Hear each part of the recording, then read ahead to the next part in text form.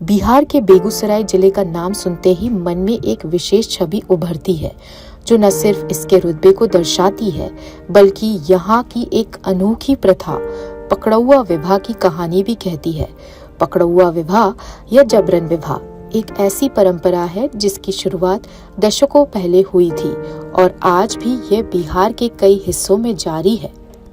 बिहार में 1970 के दशक से शुरू हुई इस प्रथा का चलन 1980 के दशक तक बेगूसराय के मंझोल गांव से लेकर पूरे जिले में फैल गया। ये कहानी है उन युवकों की जिन्हें बंदूक की नोक पर अगवा कर लिया जाता है और फिर उनकी जबरन शादी करवा दी जाती है। इस अनोखी प्रथा को पकड़ौआ विवाह कहा जाता है और इसी पर कई फिल्में और टीवी सीरियल ने इसे राष्ट्रीय पहचान दिलाई है। पकड़ौआ विवाह के मामले में कोर्ट में सुनवाई के लिए लोग आते रहते हैं, जिसे इस प्रथा के सामाजिक और कानूनी पहलुओं पर भी प्रकाश डाला जाता है। देखिए, पकड़ौआ विवाह अपराध के श्रेणी में तब आता जब हिंदू मैरिज एक्ट के अनुसार सेक्शन 5 को अगर वो फॉलो नहीं करता है।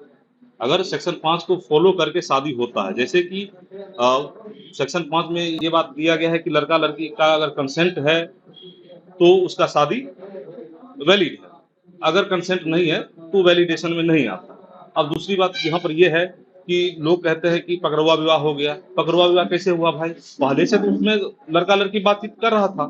इसको लेकर कानून की जहाँ तक बात है, कानून क्या है? कानून पकड़ौआ विवाह में हिंदू मैरिज एक्ट के हिंदू विवाह के एक्ट जो है उसके लिए बनाया गया है और उसमें सेक्शन 5 कहता है कि दोनों के जो लड़का लड़की है दोनों अनमैरिड होना चाहिए, उनका कोई पत्नी या पति नहीं होना चाहिए।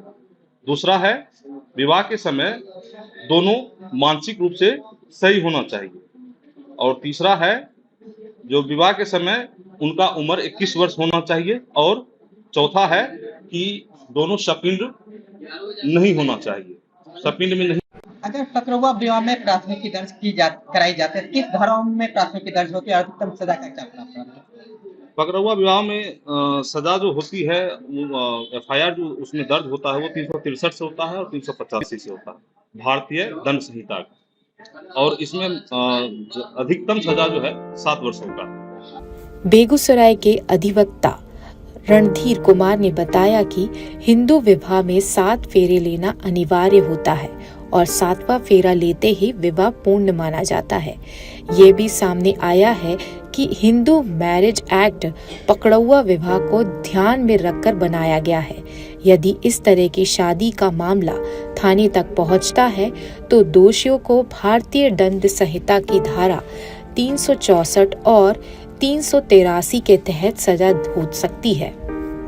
कुछ लोग इस प्रथा को दहेज प्रथा के खिलाफ एक कदम मानते हैं।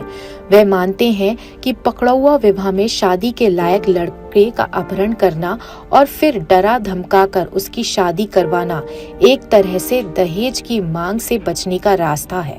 पकड़ौआ विवाह जो होता है सबसे पहले आर्थिक दृष्टि से कमजोर वर्ग ही कर पाते हैं, लेकिन अब बाद में कुछ ऐसी परिस्थिति आई है जो आर्थिक दृष्टि से नहीं भी कमजोर हैं, वो सोचते हैं कि हम पकड़ौआ विवाह कर लें, लेकिन इसमें बहुत सा अंतर आया है। आजकल कुछ घटनाएं पढ़ने को और देखने को मिल रहा है। एक टीचर की कहानी आया, एक VLW की कहानी आया। लोकल 18 बेगूसराय से नीरज कुमार की रिपोर्ट।